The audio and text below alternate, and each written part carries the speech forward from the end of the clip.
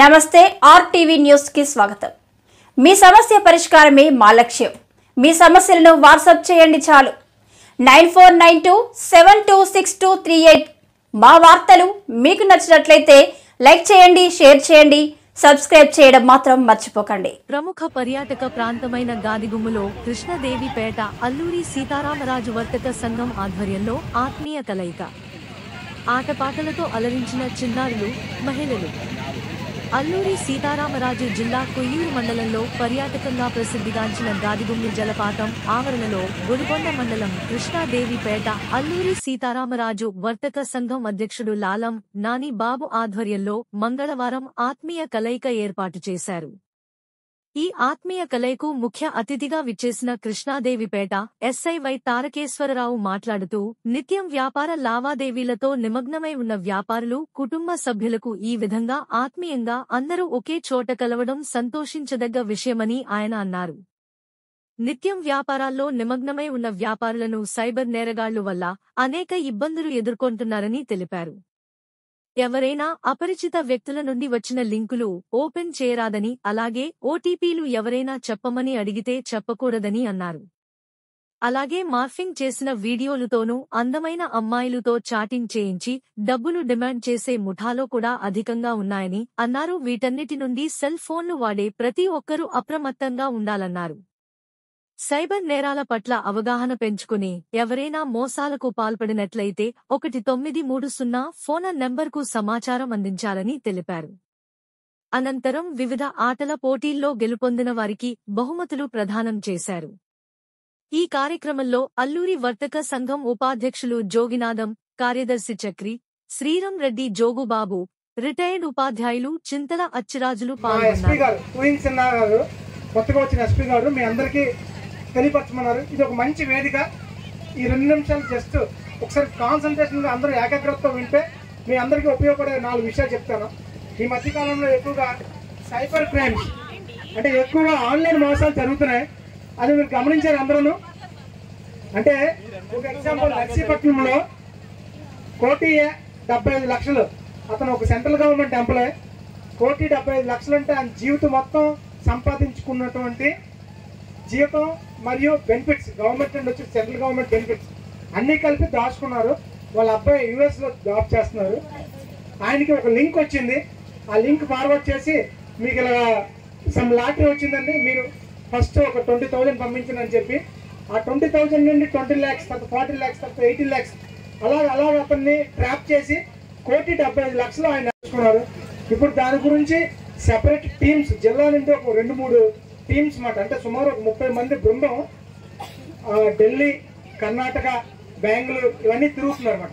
అయినా సరే ఆయనకి న్యాయం చేయకూడదని చెప్పలేని పరిస్థితి। అంతా కూడా చాలా ఎక్కడెక్కడ ఉంటారు, విదేశాల నుండి కూడా ఈ విధంగా ఫ్రాడ్స్ జరుగుతాయి।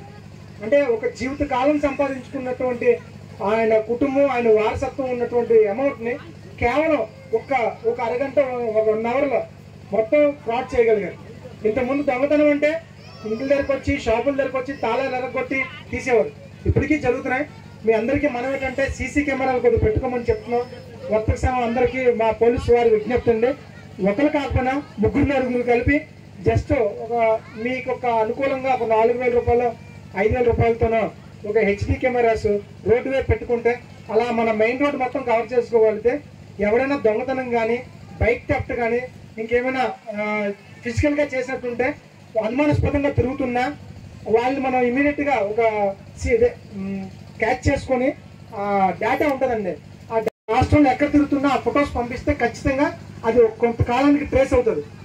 కానీ ఈ సైబర్ క్రైమ్ అనేది నేరం జరిగిన తర్వాత మీకు లాభం, మీ ప్రాపర్టీ మీకు తెప్పించే కన్నా నేరం జరగకముందు మీరు అందరూ ఎలర్ట్గా ఉంటేనే దానికి ఎంతో ప్రయోజకంగా ఉంటుందన్నమాట। దాని గురించి 4 ఎగ్జాంపుల్స్ చెప్తానండి, దయచేసి అందరూ వినాలి। సైబర్ క్రైమ్ అంటే ఏంటంటే ఎల్లప్పుడూ నమ్మకమైన వెబ్సైట్ల నుండి మాత్రమే అప్లికేషన్ ఇన్స్టాల్ చేసుకోవాలి। ఇప్పుడు మన ఎగ్జాంపుల్కి చాలా చిన్న మంది పిల్లల దగ్గర నుంచి చూస్తున్నాను, మొబైల్స్ వాడుతున్నారు అందరు, ఇక్కడ పిల్లలు కూడా, వాళ్ళకి తెలియదు ఏ లింక్ మంచిదో ఏ లింక్ బ్యాడ్దో। అంతెందుకు మన సీనియర్స్, మనకు కూడా తెలియదు, సీనియర్ సిటిజన్స్ వాళ్ళకి కూడా తెలియదు। లింక్స్ వస్తాయి, లింక్స్ క్లిక్ చేస్తాం, కొంత కామెడీ వస్తాయి, జబర్దస్త్ వస్తాయి, కింద లింక్స్ వస్తాయి, అలాగే కొన్ని వేరియస్ సినిమాల నుండి చిన్న చిన్న క్లిప్స్ వస్తాయి, అవి క్లిక్ చేస్తుంటాం. ఆ కింద లింక్స్ ఉంటాయి, ఆ లింక్స్ కానీ పొరపాటు మీరు క్లిక్ చేస్తే మీ మొబైల్లో ఉన్నటువంటి సమాచారం మొత్తం కూడా నేరస్తులకు వెళ్ళిపోయి ఎంప్లాయ్మెంట్ గా ఒక 20-30 మంది సాఫ్ట్వేర్ లో నెలకు 10,000 లెక్క ఒక 10 మందిని ఎంప్లాయ్ చేసుకొని మీ ఇదే పని వాళ్ళకి రోజుకి 10 మందికి మోసం చేయడం వాళ్ళు ఉద్యోగం.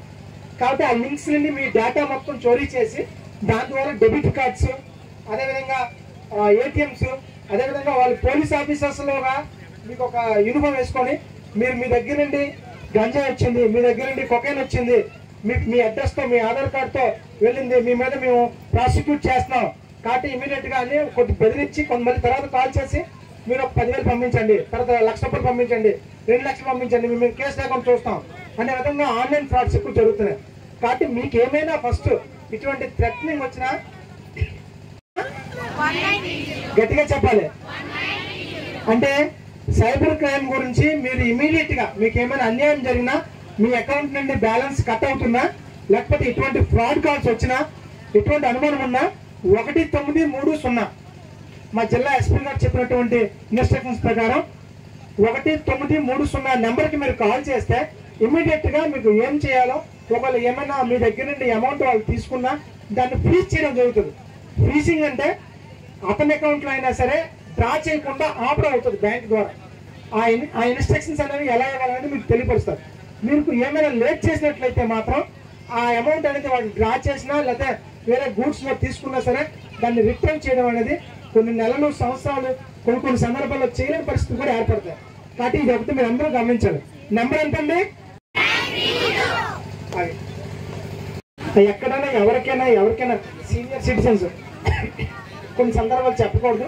మన దాంట్లో చాలా మంది సీనియర్స్ కూడాను జరిగే డెబిట్ కార్డ్స్ అని కానీ లేకపోతే ఆన్లైన్ ఓటీపీస్ అని ద్వారా కానీ, ఇంకా సింపుల్గా చెప్పాలంటే మీకు జాబ్ వచ్చిందని కానీ జాబ్ ఫ్రాడ్స్ నుంచి కానీ, ఇంకా సింపుల్గా చెప్పాలంటే మీకు లాటరీ వచ్చింది, మీరు కొంత అమౌంట్ పే చేస్తే ట్రాన్స్పోర్టేషన్ ఖర్చులు పోయినా మీకు అమౌంట్ చెల్లించడం అవుతుందని చెప్పి చాలా నమ్మకంగా చేస్తారు.